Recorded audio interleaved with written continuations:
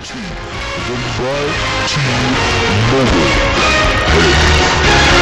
nice phone call going.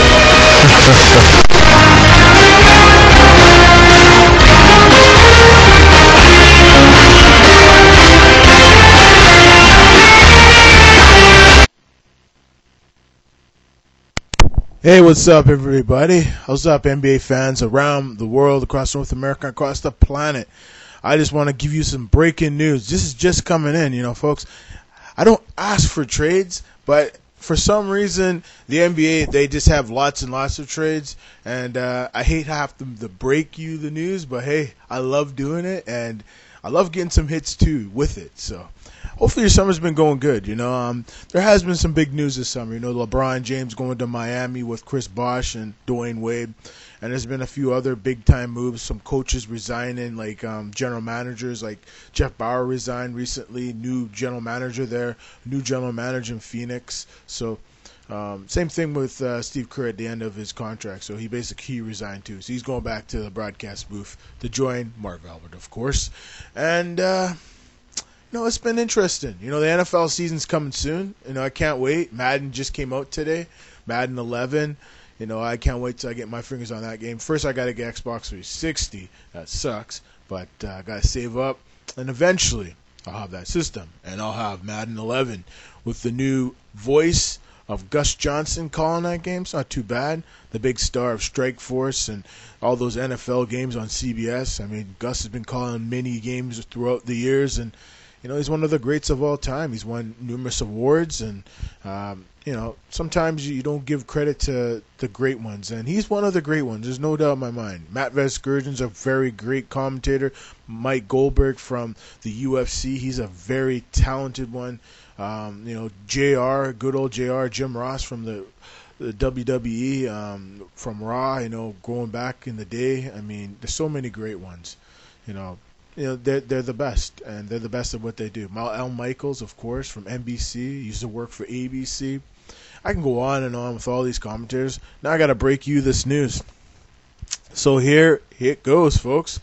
So the trade here is the Houston Rockets, the New Orleans Hornets, and the Indiana Pacers and the New Jersey Nets all combined to make a blockbuster deal today.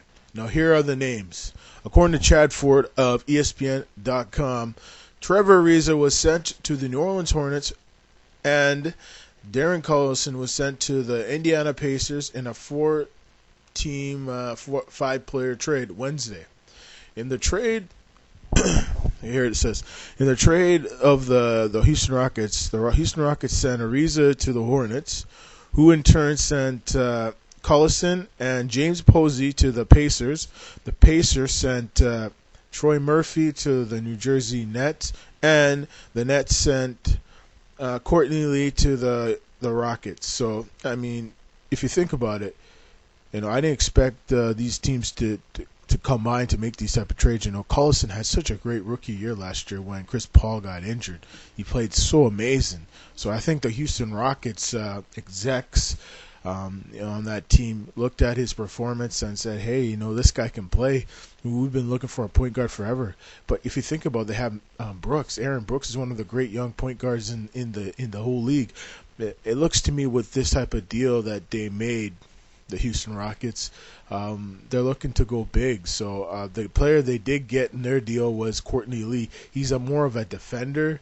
Ariza is more of a guy that can score and he could defend. So this doesn't really make much sense for the Houston Rockets. But, hey, the fans out there, you guys are the judges.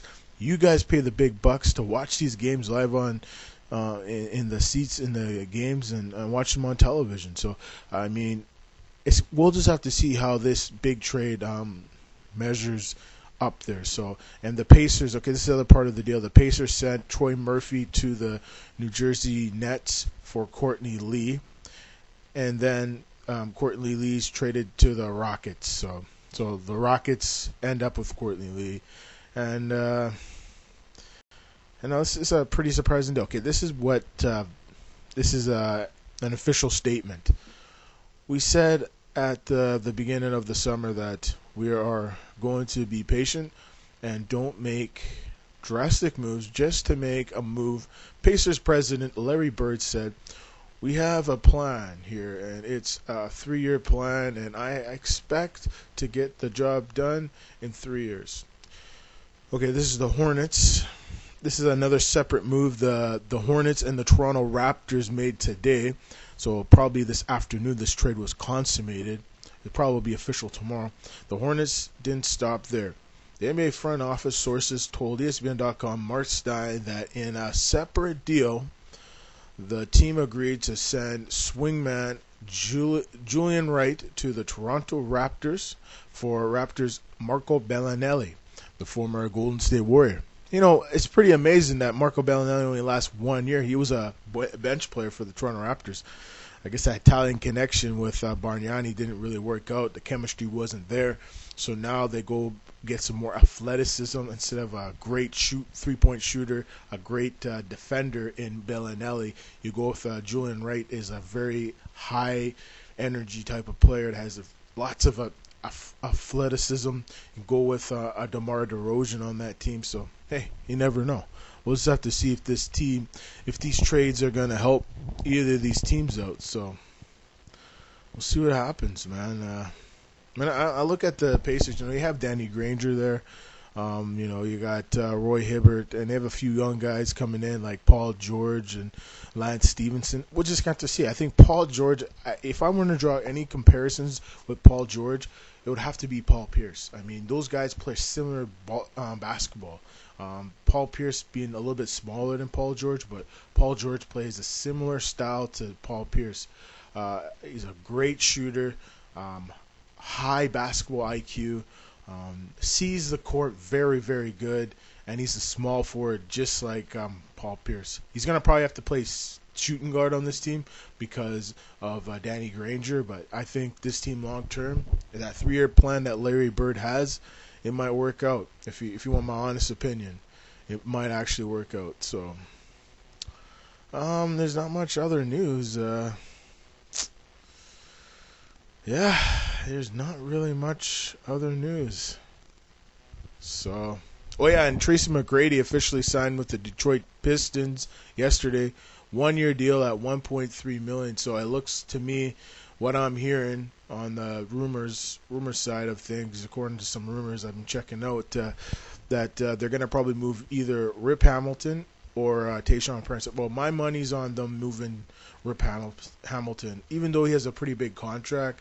I wouldn't be surprised to see the Clippers or even the Dallas Mavericks maybe take a run at Rip Hamilton because he's a good player.